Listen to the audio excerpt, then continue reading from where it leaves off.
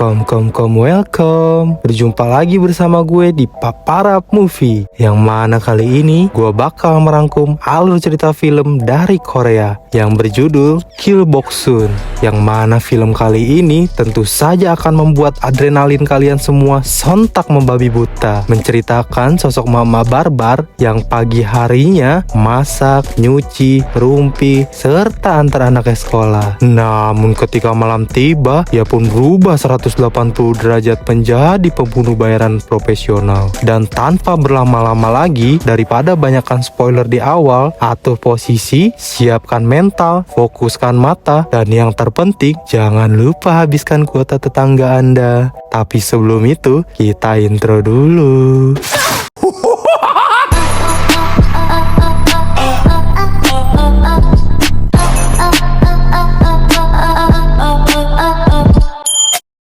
Di awal film, kita pun diperlihatkan dengan sosok seorang Yakuza yang terkapar macam gembel di tengah jalan, yang bernama Oda Shinichiro.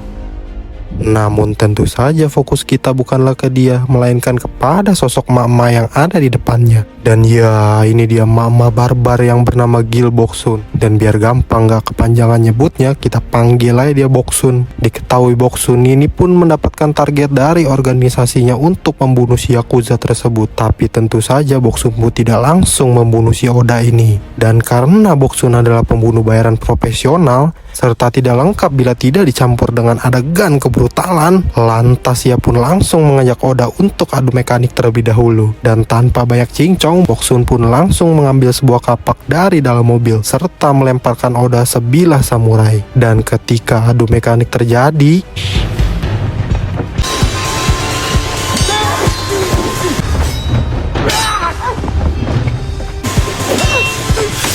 Boksun pun menggunakan kemampuan uniknya untuk memprediksi akhir dari pertarungan, yang mana bila diteruskan dan berhubung Boksun juga memiliki jadwal yang padat layaknya ibu rumah tangga lainnya, sontak ia pun langsung mempersingkat waktu dengan cara menembak menggunakan beceng yang ada di mobil. Dan film pun baru dimulai. 미안. Sesampainya Boksun di rumah dan ingin mencuci baju sang anak, ia pun harus dikagetkan dengan rokok kretek yang jatuh dari baju sang anak.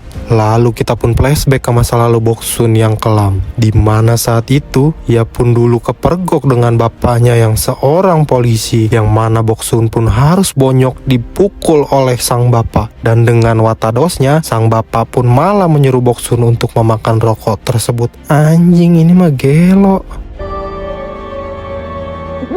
Lalu ketika sang anak yang bernama Gil Jayang pun nongol pulang ke rumah, Boksun pun langsung menasehati sang anak untuk jangan merokok lagi. Akan tetapi ia pun malah mengabaikan dan lalu pergi begitu saja. Sontak dari sini pun kita tahu bahwa jalinan anak dan ibu ini sangatlah tidak rukun. Tapi setelah si ibu mendatangi sang anak ke kamarnya, Jayong pun langsung meminta maaf serta berjanji tidak akan merokok lagi. Dan di keesokan harinya, berita Yakuza gembel semalam pun muncul di TV nasional Korea. Kita pun diperlihatkan dengan sosok ketua dari organisasi MK, yaitu Cha Min-kyu. Ini dia orangnya, yang mana dia jugalah orang yang mengutus Boksun untuk membunuh Yakuza tersebut, sekaligus orang yang mengajari Boksun menjadi pembunuh bayaran profesional, serta memiliki ranking tertinggi dan paling mematikan di semenanjung Korea. Dan tak lupa di situ pun kita diperlihatkan dengan sosok sang adik yang bernama Cha Min-hye, sekaligus manajer dari perusahaan MK. Min-hye pun mengatakan akibat Boksun menggunakan beceng semalam, pembunuhan tersebut pun harus terekspos oleh media dan bisa saja muncul masalah baru bagi organisasi MK. Min-hye pun meminta sang abang untuk menghukum kelakuan Boksun tersebut. Tapi alih-alih menghukumnya, ketua Cha pun tidak sependapat dengan adiknya tersebut, karena menurutnya perbuatan itu pun masih terbilang wajar. Wajar dari mana anjing, nembak orang di tengah jalan? Di sisi lain, kita pun diperlihatkan dengan Boksun yang sedang nongkrong di kedai Mang Jono cabang Korea. Di situ pun terlihat beberapa orang dari organisasi lainnya, namun dengan kemampuan yang masih di bawah rata-rata. Dan orang-orang tersebut pun masih dalam naungan perusahaan MK, yang mana diketahui bahwa MK adalah organisasi pembunuh bayaran terbesar yang ada di Korea, serta memiliki lisensi di atas rata-rata organisasi lainnya. Lalu beberapa anggota pun berkata bahwa mereka sangat mengagumi Boksun, yang mana dalam setiap misi yang Boksun lakukan, ia pun selalu dapat menuntaskan semuanya dengan gampang. Dan karena itulah Boksun pun menjadi sosok kebanggaan MK, berbanding terbalik dengan mereka yang masih pembunuh bayaran amatir. Lalu kita pun dibawa flashback ke 7 tahun yang lalu, di mana Ketua Cha mengumpulkan semua anggota lainnya yang tergabung dalam MK Entertainment. Ketua Cha pun menjelaskan bahwa ia akan menerapkan 3 peraturan baru, yang mana harus dipatuhi semua organisasi, yaitu 1. Dilarang membunuh bocil yang masih di bawah umur. 2. Hanya boleh membunuh ketika mendapatkan perintah dari atasannya. Serta yang terakhir dan yang ketiga, tidak boleh gagal dalam melakukan setiap misi yang diberikan.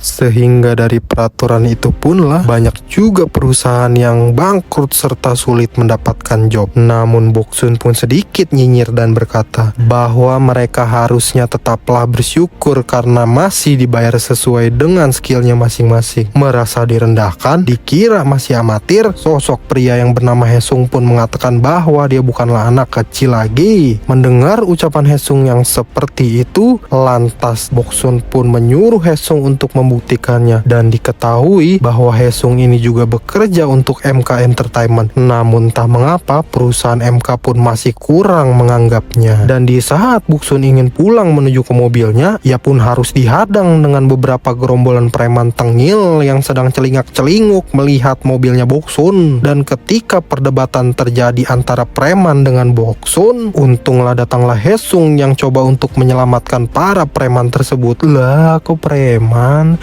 Ya jelas kalau Boksun yang sampai membrutal, sudah pasti mereka lah yang akan modar. 솔직히 희성형 정도면 MK에서도 충분히 왠지 차민기 대표한테 찍힌 것 같아. 한때는 MK에서 빌던 유망주였는데 무슨 이유? 준 선배님이랑도 해볼만 할 것 같은데. 실력이야 당연히 그래 찍힌 것 같아. Dan di saat bersamaan kita pun diperlihatkan dengan sosok Jaeyoung yang sedang bercinta dengan anak yang bernama Sora. Walah, menyimpang toh. Dan setelah mereka selesai cipika-cipiki, di saat itu juga muncullah 3 bocil SMA lainnya yang datang menghampiri mereka. Yang mana salah satu bocil SMA ini pun suka kepada Jaeyoung. Kita sebut aja dia Tono. Dan ketika si Tono berniat PDKT dengan Jaeyoung, pakai cara mengajaknya ke tempat karaoke, jelas saja Jaeyoung pun langsung menolaknya, karena si Jaeyoung memiliki kepribadian yang unik dalam bercinta, yang mana kalau menurut Jaeyoung ini wanita lebih spesial dibandingkan pria. Cuak. 내일 봐.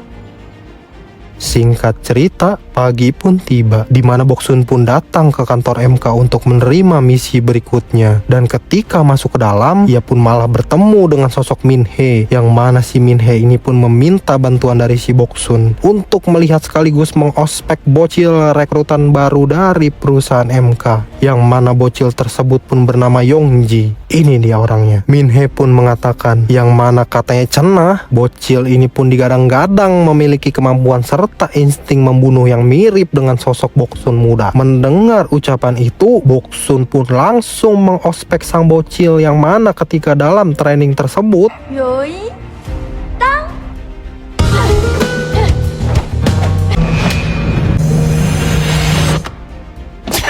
Yongji pun berhasil menyentuh perut Boksun menggunakan pisau kayu. Namun bukan Boksun namanya kalau kalah sama bocil ospek. Dan ketika Boksun menaiki sedikit tempo kebarbarannya, tiba-tiba Boksun pun berhasil menggorok leher si bocil dengan mudahnya menggunakan spidol yang ia pakai.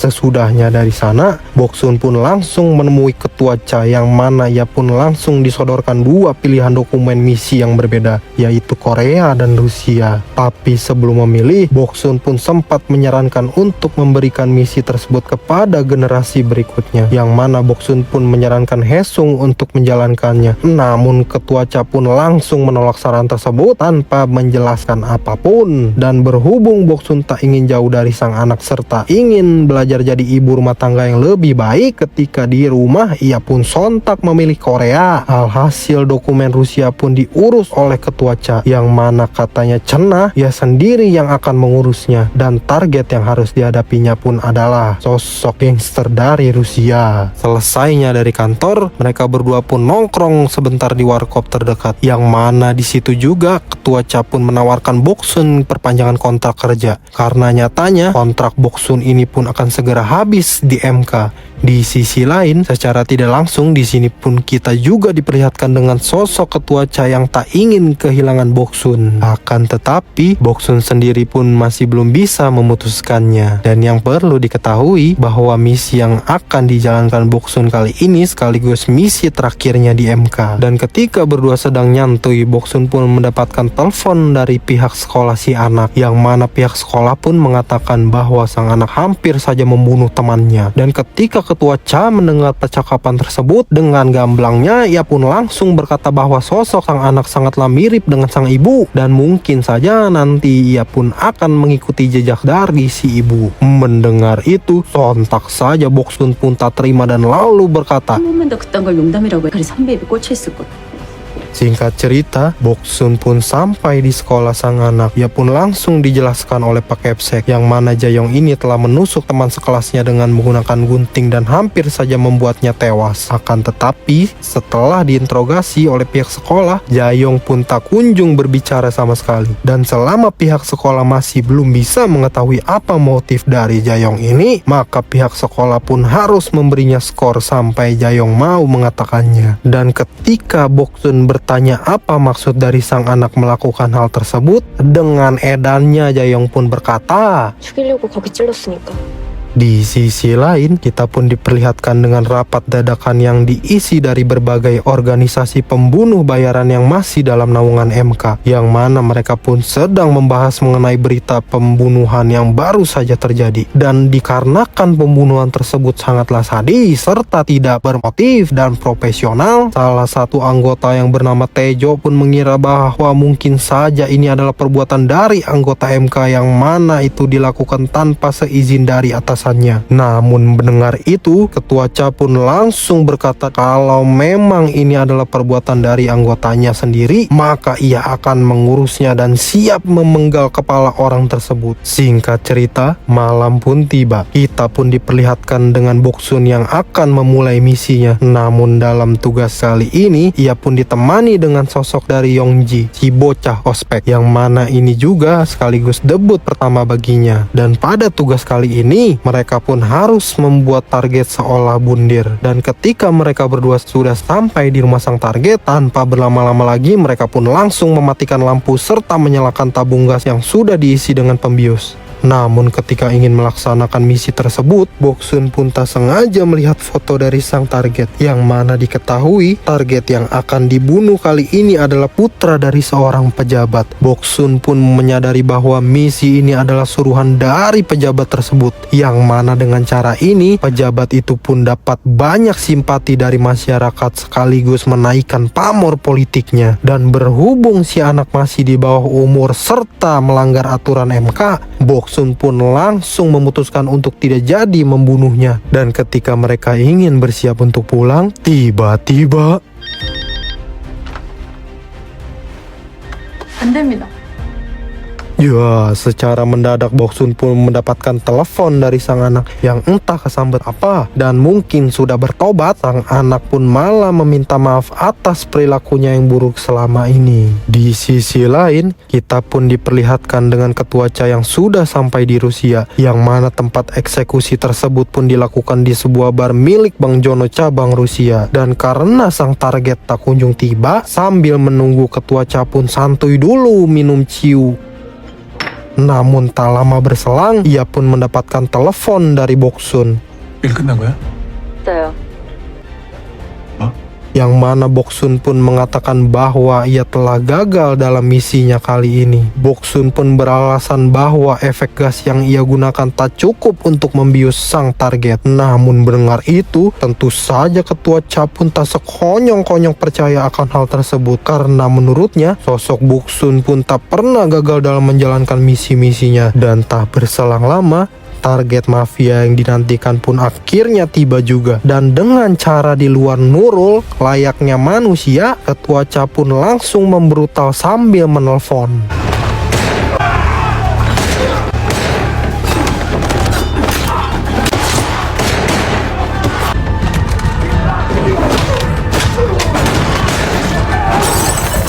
Boksun pun berkata bahwa Ketua Cha pun harus percaya kepadanya. Boksun juga menjelaskan bila mana Ketua Cha percaya, maka Boksun pun akan setuju untuk memperpanjang kontraknya di MK. Boksun juga menambahkan bahwa tak ada yang boleh menuntaskan misi yang gagal tersebut.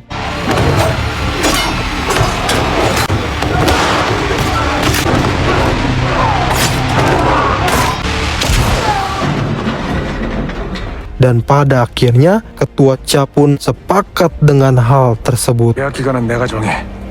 Singkat cerita, sekelarnya menyelesaikan misi, Ketua Cha pun langsung mengabari sang adik akan hal tersebut. Yang mana ketika Min Hee mendengarkan hal itu, sontak ia pun kesal mendengarnya. Lalu Min Hee pun langsung memikirkan rencananya sendiri. Yang mana ternyata ia pun akan tetap melanjutkan misi yang gagal tersebut dengan cara mencari eksekutor lainnya. Secara diam-diam dan tanpa sepengetahuan sang abang. Lalu kita pun dibawa flashback dengan Ketua Cha, yang mana saat pertama kali bertemu dengan Boksun, Ketua Cha pun mendapatkan misi membunuh seorang polisi yang tak lain dan tak bukan adalah ayah dari si Boksun ini. Namun ketika ingin membunuhnya, Boksun pun nongol di saat itu juga. Dan ketika Ketua Cha ingin mengubah rencananya, yang mana ia pun akan menembak si anak, lalu mengubah TKP seolah-olah polisi tersebutlah yang membunuh sang anak, lalu melakukan bundir.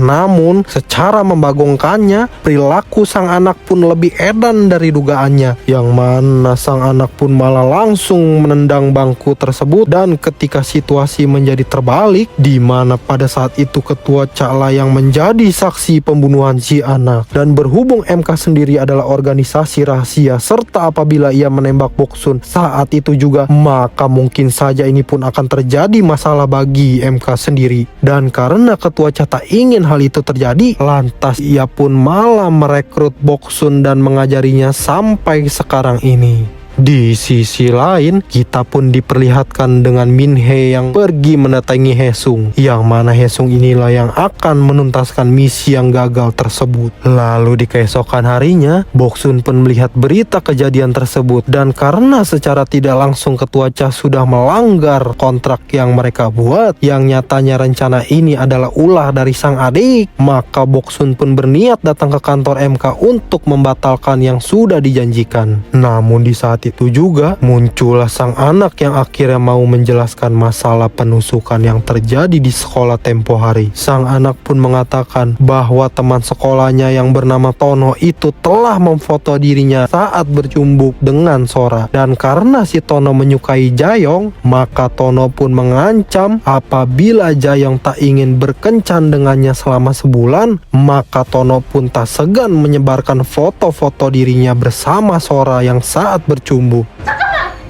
잠깐만! 재영아, 우리 그냥 서로가 하자는 대로 하자.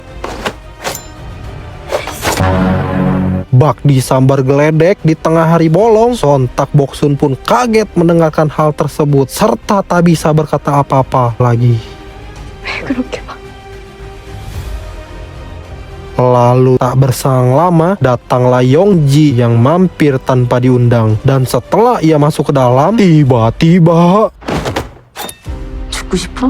Ya, ia pun langsung ditodong Boksun dengan pisau. Namun Yongji pun langsung menjelaskan tujuan ia datang ke sini untuk mengatakan bahwa ia telah dipecat oleh MK. Yang mana katanya cenah, ia pun dituding penyebab Boksun gagal dalam misi kemarin. Singkat cerita, ketika Boksun dan Yongji sudah berada di kedai untuk melanjutkan percakapannya yang tadi, Yongji pun berkata bahwa ini semua gara-gara Boksun. Akan tetapi Boksun pun meyakinkan bahwa Yongji akan baik-baik saja serta tidak akan dipecat oleh MK. Lalu datanglah orang-orang dari organisasi lainnya. Mereka pun mengatakan bahwa sekarang Haesung telah diangkat menjadi pembunuh bayaran profesional di MK sama seperti Boksun. Yang mana nyatanya semua itu adalah perbuatan dari Min-hee. Sang abang pun kesal setelah mengetahui perilaku sang adik, dan karena misi tersebut sudah dituntaskan oleh Haesung yang diutus oleh si Min-hee ini, maka secara tidak langsung Boksun pun tidak jadi untuk memperpanjang kontrak kerjanya. Sang abang pun hanya bisa menghela napas karena sudah terjadi. Balik lagi ke kedai Mang Jono, ketika semua orang sedang berbincang, Min-hee pun menelepon Haesung secara mendadak. Ia pun mengatakan bahwa barang siapa yang bisa membunuh Boksun saat ini juga, maka orang tersebut pun langsung direkrut oleh MK serta diberi jabatan yang tinggi. Dan karena iming-iming tersebut, sontak semua orang di situ pun langsung tergiur serta membrutal untuk membunuh Boksun.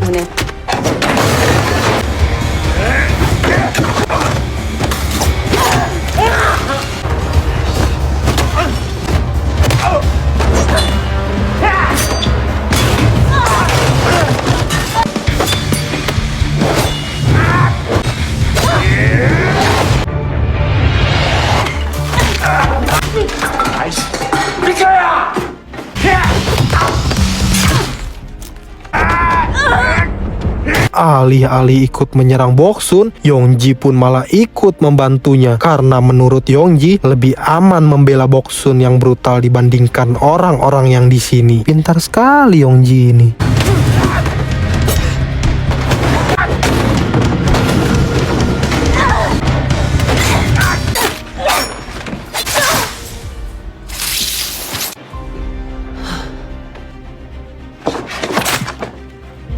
Dan selesainya mereka membrutal serta menghabisi orang-orang tanpa sisa, Boksun pun langsung menelepon jasa pembersih mayit. Dan ketika ingin pulang, ya ketua Cha pun entah nongol dari mana asalnya. Yang jelas ia pun marah dengan Boksun yang seenak jidat membrutal membunuh organisasi lainnya di kedai Mang Jono. Karena menurutnya itu akan menimbulkan masalah besar bagi perusahaan MK. Namun Yongji pun kucuk-kucuk datang langsung menjelaskan bahwa kejadian tersebut pun terjadi karena ulah dari sang adik, yaitu Min-hee, yang coba mengutus orang-orang tersebut untuk membunuh Boksun. Mendengar hal tersebut, ketua Cha pun langsung melepaskan Boksun dan membiarkannya pulang. 전 잘못한 거 없어요. Akan tetapi tidak dengan Yongji ini, yang mana menurutnya ini akan sangatlah berbahaya karena mengandung keterlibatan sang adik. Dan karena tidak mau ada saksi mata, tiba-tiba 저 거짓말 되게 잘해요, 대표님. 저 끝까지 뻔뻔하게.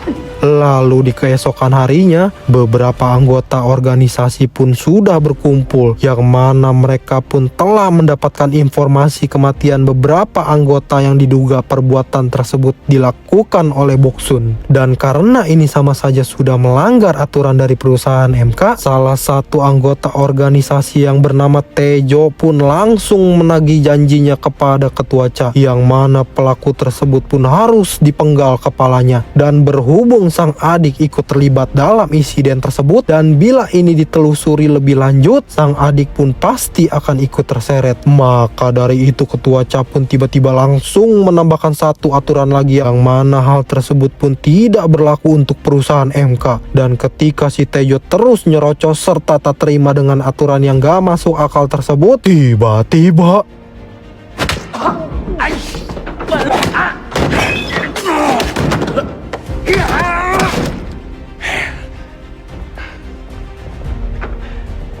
이 차민기의 목을 갖고 싶다. Di sisi lain, kita pun diperlihatkan dengan Boksun yang datang ke kantor MK, yang mana tujuan Boksun datang ke sana adalah untuk membahas tentang masalah si anak ospek yang dipecat oleh si Min-hee ini. Namun setelah berbicara dengan Min-hee tentang si anak ospek, Min-hee pun malah berkata untuk dapat membuat MK tetap aman serta menjaga nama baik perusahaan di mata organisasi lainnya, maka ia pun harus membunuh saksi mata yang ada di kedai Mang Jono kemarin. Dan dengan jasa dari sang abang yang tentu saja tak ingin adiknya ikut terseret juga dalam kasus insiden tersebut, maka ia pun harus membunuh Yongji. Mendengar penjelasan tersebut, sontak saja Boksun pun marah tanpa ekspresi dan tanpa babi bu lagi. Boksun pun langsung mendaratkan pulpen di leher si Min-hee ini, yang mana atas ulahnya lah Yongji pun harus menjadi korban. Mamam. Lalu selesainya membungkam si Min-hee selama-lamanya, Boksun pun langsung mengirimkan pesan berdarah kepada Ketua Cha untuk berduel berdua dengannya. Dan dengan jasa dari si pengawal ini, Boksun pun langsung meninggalkan pulpen yang ia pakai sehabis membungkam si Min-hee. Lalu di keesokan harinya, selesainya mengurus pemakaman sang adik, Ketua Cha pun langsung kembali ke kantor untuk menunggu kedatangan Boksun di lantai atas MK. Di sisi lain, ketika Boksun sudah pergi, kita pun diperlihatkan dengan sosok dari bawahan Ketua Cha yang datang ke rumah Boksun, yang mana ia pun diutus oleh Ketua Cha untuk menaruh sebuah tablet di depan pintu rumahnya. Kembali ke Boksun, yang mana ketika ia sudah sampai di kantor MK,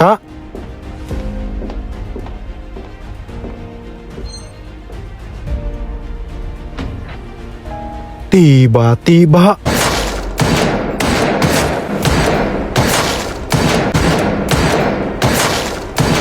ya, ia pun langsung diberondong peluru dari Ketua Cha, yang mana gua kira Boksunnya bakal modar di sini gitu. Ternyata tidak dong. Dan berhubung penonton masih butuh asupan brutal, sang sutradara pun masih melanjutkan filmnya. Dan ketika mereka berdua saling berbincang sebelum memulai kebrutalannya, Boksun pun lagi-lagi menggunakan kemampuan uniknya untuk memprediksi sebuah pertarungan.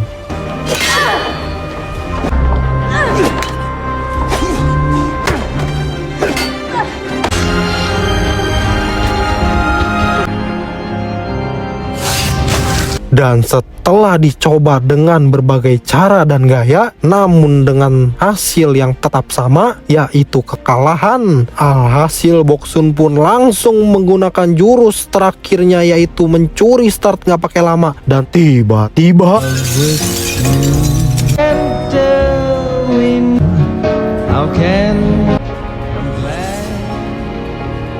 ya, cara itu pun berhasil membuat Ketua Cha langsung sekarat di tempat dengan sekali tebasan. Namun sebelum modar, hal menyakitkan pun harus didengar oleh Boksun, yang mana Ketua Cha pun berkata bahwa pertarungan yang baru saja mereka lakukan ditonton juga oleh sang anak di rumah, yang mana ternyata tablet yang tadi di drop di depan pintu rumahnya sengaja dikirimkan oleh Ketua Cha agar sang anak bisa menonton dari jarak jauh. Sontak mendengar itu, Boksun pun langsung terkejut mendengarnya, dan tanpa babi bu, ia pun langsung bergegas segera pulang ke rumah.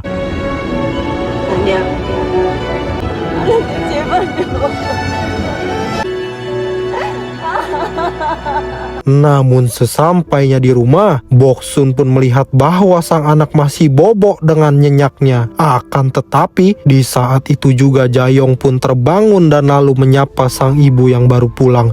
Entah pura-pura atau emang gak tahu, yang jelas Boksun pun lega serta mengira sang anak tidak menontonnya. Tamat. Ending yang sungguh-sungguh sangat menggantungkan. Dahlah bodo amat, yang jelas sutradara yang tahu. Pesan-pesan yang bisa kita ambil dari sini adalah selama Anda masih bisa berbuat baik terhadap orang lain, lakukanlah. Karena mungkin saja orang yang Anda temui di luar sana adalah Boksun yang asli. Sekian dulu alur cerita untuk kali ini. Mohon maaf bila ada salah atau penyampaian dalam cerita. Tetap semangat meskipun banyak yang hujat. Ingat, hidup tak selalu indah seindah yang Anda pikirkan. Gue Paparap Movie, salam undur diri. Sampai jumpa lagi. Bye.